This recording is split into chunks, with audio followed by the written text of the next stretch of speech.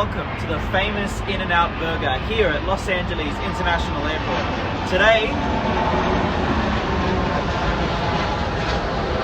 I'll be flying with Breeze Airways on an Airbus A220 bound for Pittsburgh in Pennsylvania in just over 2.5 hours time.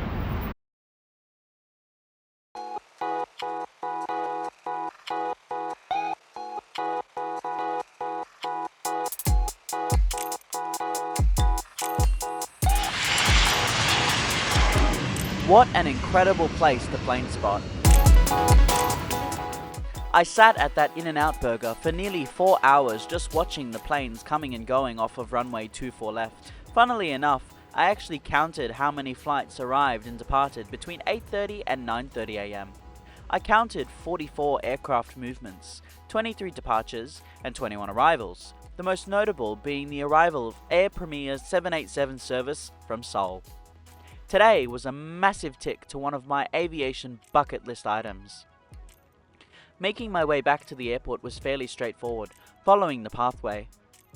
Los Angeles is one of the most well-known cities in the world, with a population of 4 million spread across 1,300 square kilometers. There are many famous attractions here, such as Disneyland, Santa Monica, Universal Studios, and of course the Hollywood sign, which can be viewed at Griffith Observatory. Los Angeles International Airport has 9 terminals, the most in the world, and they are arranged in a U-bend. Breeze Airways operates out of Terminal 2 here at LAX, which is located on the north side. Check-in is located upstairs, however, other than a broken elevator, there is only one way to get up there.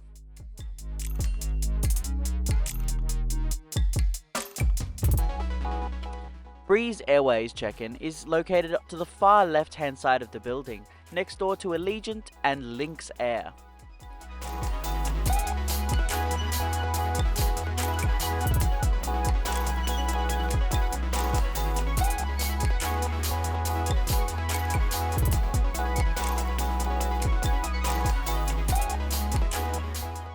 After being checked in, I made my way upstairs to security.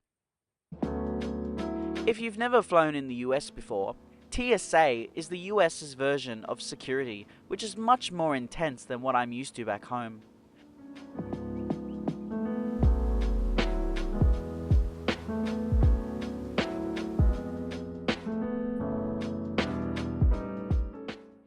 After clearing security, instead of turning right like everyone else, I turned left, heading down the stairs.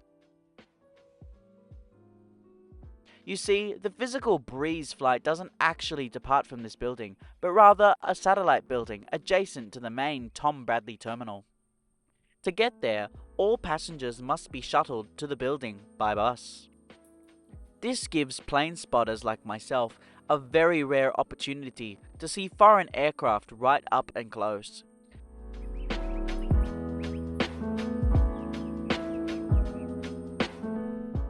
For example, along the way I saw Delta 737s, 757s, Southwest 737s, a Japan Airlines 777, LATAM 787, and most notably an Air Tahiti Nui 787-9 in this stunning livery.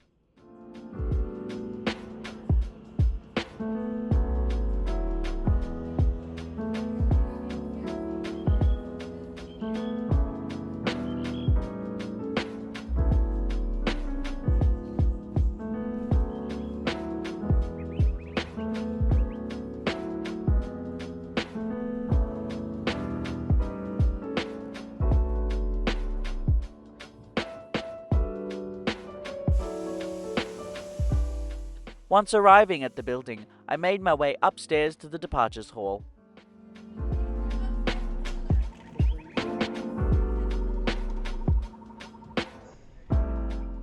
Once I got to the terminal, I realized that this building is actually part of the main Tom Bradley terminal, and by that, it means it's an international terminal. Upon entry into the building itself, I was informed that I was not allowed to purchase any duty-free goods, such as alcohol, despite me having no intention to do so regardless. Upon entering the building, I proceeded straight to my gate for updates.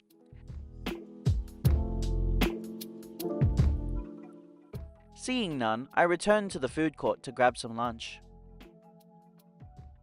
Whilst enjoying my lunch, outside my late arriving inbound aircraft pulled into the gate ahead of me,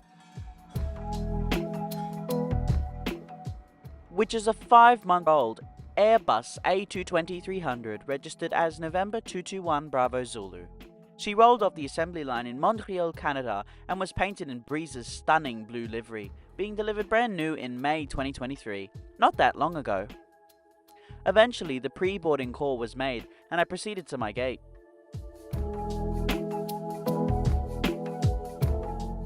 Boarding commenced today from gate 201 Alpha.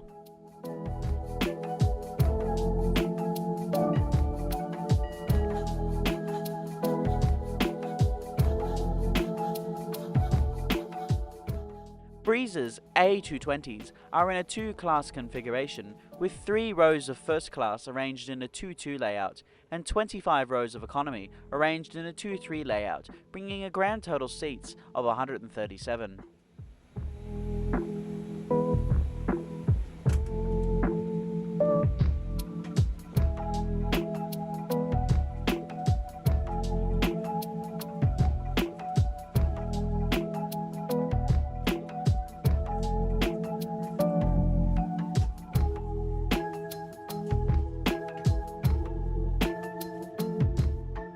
This afternoon I shall be seated in 18 Foxtrot.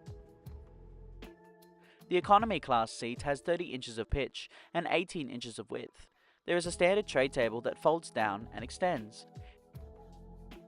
In the seat pocket you'll find a safety card and buy on board menu only. On the back of the seat is a device holder suitable for iPhones and iPads.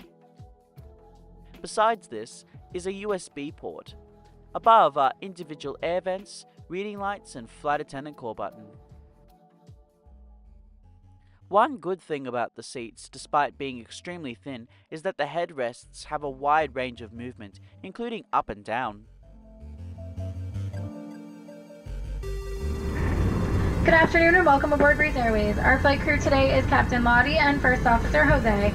My name is Kathy and I'm assisted by Eli and Ashley in the main cabin. Brakes are properly stowed, window shades are... Soon we've commenced our pushback from the gate, 43 minutes behind schedule. Please stow your footrest and lower your headrest. To fasten your seatbelt, place the metal...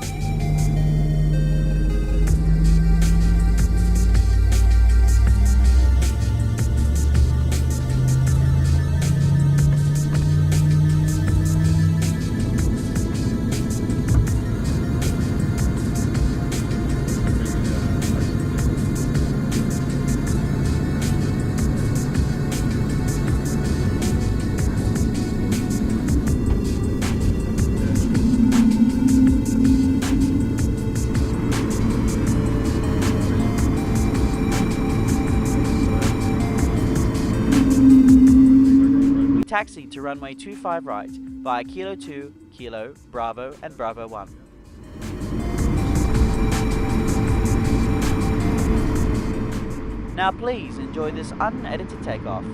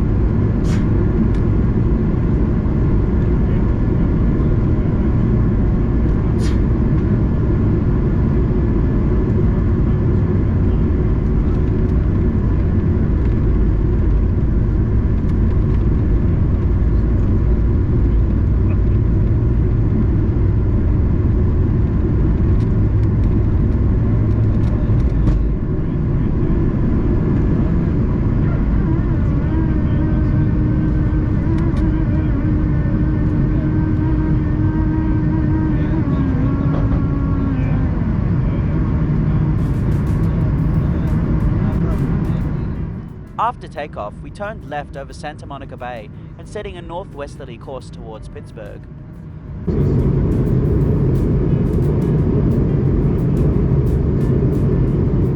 Flight time today is 3 hours and 51 minutes, covering a distance of 2,221 miles or 3,754 kilometers, cruising at 37,000 feet. Once underway, we flew directly past Santa Catalina Island, which is one of the 3 major islands just off the California coastline. As we hit land again, we flew directly over Newport Beach, which is where the famous American basketball player Kobe Bryant calls home. On board Breeze's A220s is complimentary Wi-Fi, which was sort of able to work. I was only able to connect to Instagram and WhatsApp. Around an hour later, we flew directly over Navajo land, which is where the Native American Navajo people call home. Also, the canyon below separates the 2 states of New Mexico and Arizona. Later, we flew over the tiny town of Trinidad in southern Colorado.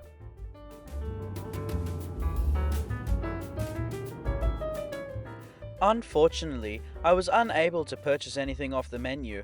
I was told previously that cash was accepted on board for purchases, but it turns out cash is not accepted on board. Just after the crew passed my seat, we flew directly over the Comanche National Grasslands, which at the time I thought was just another canyon. On board Breeze's A220s are 3 bathrooms, 1 for first and the rest for economy. Inside is everything you typically expect to find inside an aircraft bathroom, including hand soap and a baby changing station. As we started flying over the states of Missouri and Illinois, the weather changed into this massive expanse of thick, low-level white clouds, which were sprinkled with the setting sunlight behind us, which was absolutely stunning. As the last patch of light was fading, we passed directly by the major city and capital of the state of Indiana, Indianapolis, which, with the city lights below, allowed me to take this stunning photo.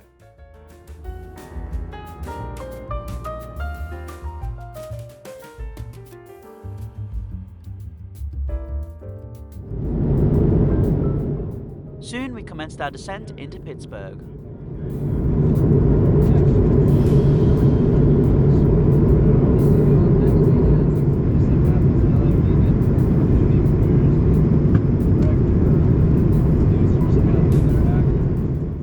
As the weather in Pittsburgh wasn't that great, and due to the lateness of the day, there wasn't much to see outside. However, when I did get to see the ground, all I could see was a vast expanse of city, home and street lights.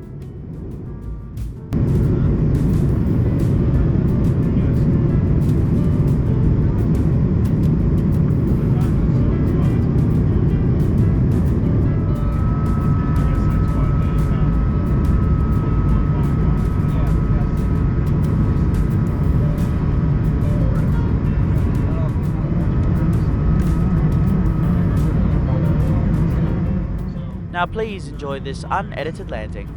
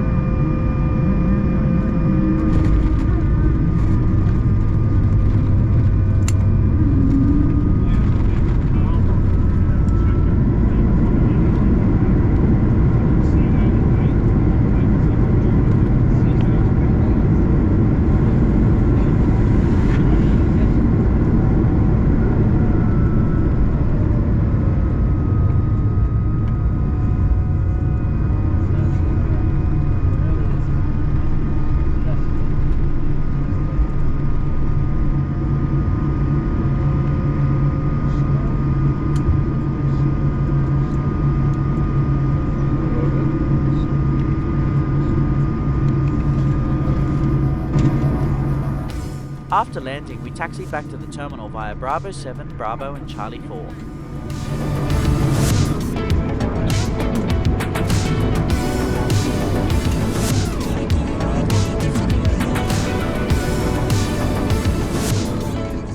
We pulled into the gate Delta 84, 13 minutes behind schedule.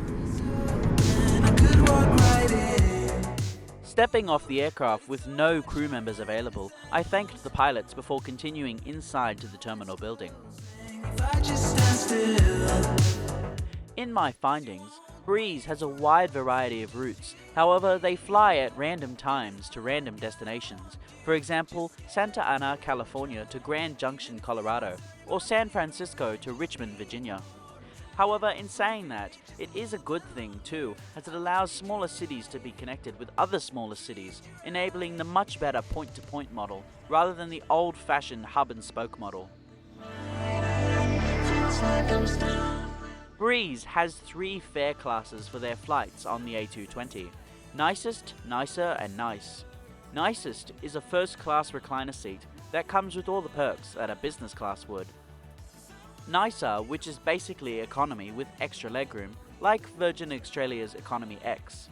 And Nice, which by default is basically just the seat, but you can also purchase other elements that you want. Despite the lack of food and in-flight service, this flight was fairly decent. The cabin crew were excellent and the seat was really nice, as pretty much exactly as advertised.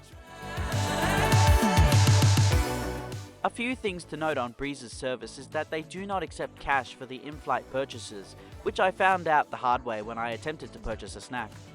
The service was conducted in a fairly typical fashion with 2 carts, the first being snacks and food, and the second being drinks.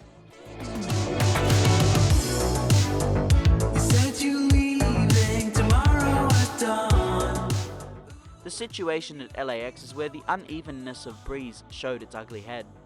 Just prior to boarding, it seemed like we were allowed to board, but not, but yes, but no. It was pretty confusing. Other than that, there is not much I can fault about the airline. And would I fly Breeze again? Absolutely.